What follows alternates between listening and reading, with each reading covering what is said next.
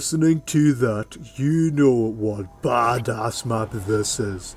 The map with creatures in the fog that try to shove it in your mouth, the map with an avocado, and the first map with a bus. Trans shit is what it's known as in this zombies community, but to me anyway, it's just known as transit, nothing fancy. Now, everybody has their own opinion, which is totally fine, but unlike most people, I like this map, and I stick to that. Now, there are a lot of things in this map that make it quite hard, features in this map that make it very, very, very unlikable, but I want to talk about just a few reasons why I like this map and how these bad features don't really affect my feelings or opinions towards this map, like how I still like this map despite these bad features in it. And a bit of nostalgia about when Black Ops 2 came out at first, like my first ever game of Black Ops 2, memories from that great time. Now this map is humongous and it is kind of hard to get from A to B quite fast, and right here I'm just using a simple feature that I never ever see people use over the years on this map to get around quicker, because everybody seems to hop onto the bus and relies on that as their only way of transport rather than going through the fog. Right here, you know, probably most of you will know what I'm going to do. I'm going to use the denizen to make a portal, and I'm going to take my turbine here and I'm going to jump through so I can make the next portal in case I end up somewhere where I don't. And luckily in this gameplay I got straight to the power, so in round 1 I've already gotten to the power. Now yes, I am in the fog, I am in here with the denizens, but I've got a very simple way to kill them. Whenever you're running and you hear them scream, you just turn around and you look up and then you shoot them. Bam, very easy. Just depends what gun you have, I suppose. And as you can see right here, round 1, I'm already at the power. Very, very easy, very, very quick way to get around this big ass map with the portals and the denizens. So denizens aren't all that bad if you just do exactly what I do. Whenever you hear them scream, turn around, aim up, shoot.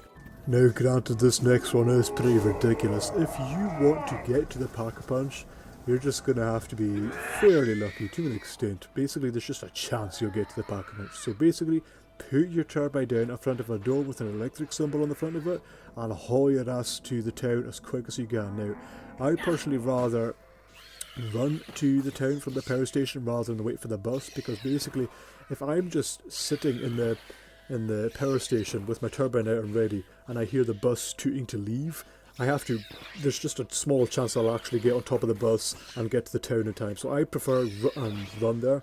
And as you can see, I'm doing what I taught you guys earlier. Whenever I hear the denizen scream, I turn around, aim up and shoot. Very simple thing. And also I always leave one zombie when I'm running through the fog, because there's nothing worse than running through the fog completely blind and having tons of zombies spawn around you, even though you can see their eyes. As you can see, this mysterious door is open. I remember back in the days, whenever my friends and I played this map, we would all have our own train spots in this big ass map, and that did come with a problem whenever somebody went down. You know, it was very hard to get to your friend, depending on where he or she was. Like if I was in here, my friend went down in the diner or the bus depot, there was a very slim chance I'd manage to get down to either spot in time to revive them. But if they went down, say, the town, or went down at the farm, there's no way they would be revived, you know, it's too far away. So big map does have problems, but you can divide this spot in two. That's one of the things I like about it. You can divide this spot up in two. The M16 wall buys nearby. I just love noob tubing the zombies as I Pack-a-Punch M16 and just spraying them to finish them off.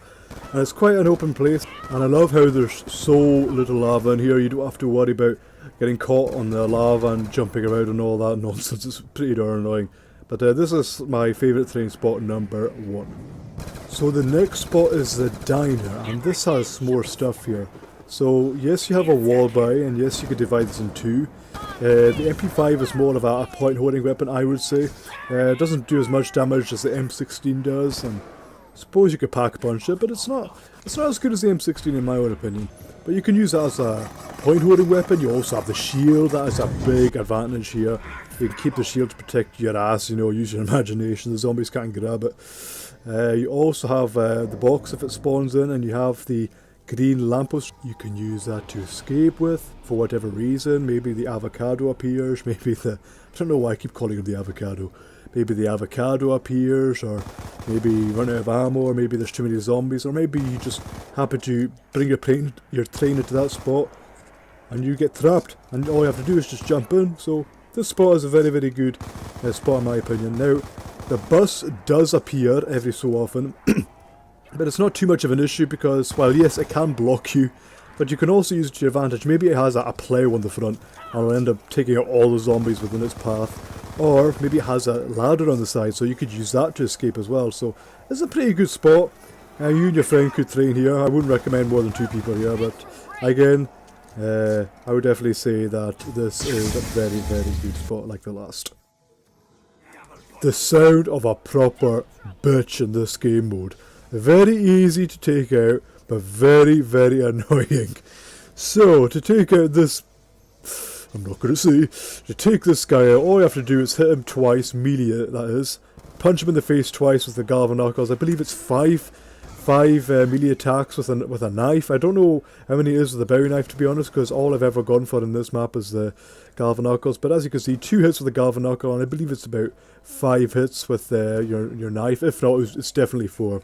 But I remember in our first game ever on a public match, that is, on Transit, we were on the bus, and it was round 12, I believe, and it was the middle of a round, and the bus was on the way to the bus depot from the town. So we were on the bridge and we heard that noise. We were like, what the like, what is that noise? And it was the avocado, as we like to call him. And he was shocking the bus, and he ended up stopping the bus, and we were freaking out, and we were just putting loads of bullets into him, and they wasn't doing anything, and we were thinking, oh, this guy must be a boss, he must take in a lot of bullets, he must have a lot of health. So we carried on shooting, but nothing was happening. And then all the zombies started jumping onto the windows, tearing the windows down, and then they were coming in through the back, then they were coming in through the front, and then they were coming in through the hatch, and we were just shooting the avocado on the zombies. We were freaking out, like, what is happening? And the avocado did die, and we kind of died because the bus stopped, but it was good times. But he's a good boss. I mean, he's fairly balanced. I mean, he's a pain in the ass, he does a lot of damage to you, but you could do a lot of damage to him back, and it's fairly easy to avoid his shocks, I guess. If he's about to launch like a lightning bolt towards you, all you have to do is just actually sprint off to the side, and you can avoid it pretty easily. Run round and just hit him in the face. Very easy way to take care of the bitch. There we go, I said it, it's off my chest. Now, I love wonder weapons. I don't know a single zombies player that doesn't love wonder weapons. I mean, why would you not? They are amazing. Like, actually amazing. But this thing...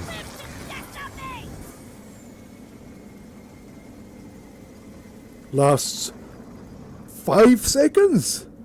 And then it breaks. And then you've got to get all the pieces wherever you are on the map when it breaks. If you want to use it again, you have to pick up all the pieces one at a time. You can't have 4 at the same time. You have to pick up one at a time and go all the way back to the downstairs in the bar, go to the bench and build it again. If you break the weapon and you're at, say, the farm, and you really want for some reason, you really want that weapon back, you're going to have to pick up one piece, go to the town, maybe take the bus, or wait for the bus, or take the portal, or just run through the fog, whatever. Each way, it does take a long time, and it's not even worth it. I mean, maybe, if you're in the bar there like I was, and it broke in there, maybe it's worth making it again there, but really, a weapon that lasts a few seconds is Now, looking on everything I've said on this very short video, I have to say that, everybody has their own opinion, as I already said earlier.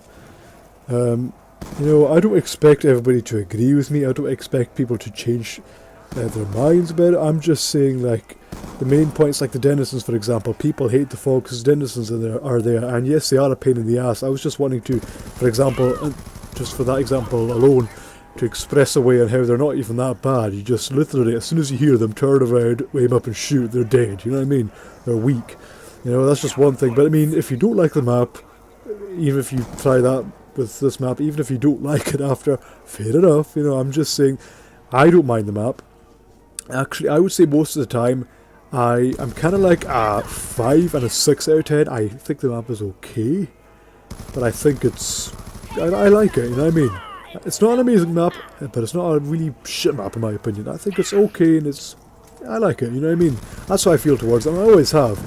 You know, if it was like quite a tight map, a map where I found that was very hard and I never really got any better at it, like Shangri-La, I wouldn't really like it that much. But this map, it's grown to be like a tick, I guess.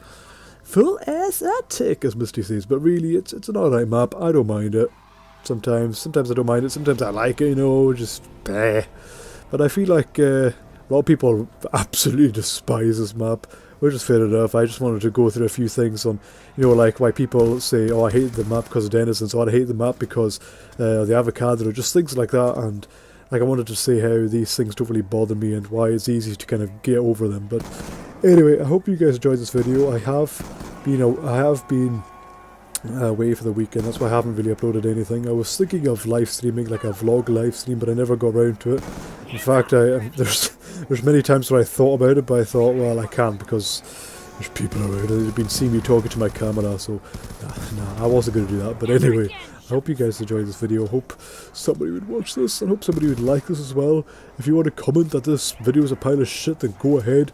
I'm not used to making these kind of videos, never have. I've just live streamed. I'm used to playing zombies, making people laugh, reading comments. That's all I'm used to. I'm not used to commentary videos like this. But anyway, I hope you all enjoyed this video and I hope you all have a lovely day.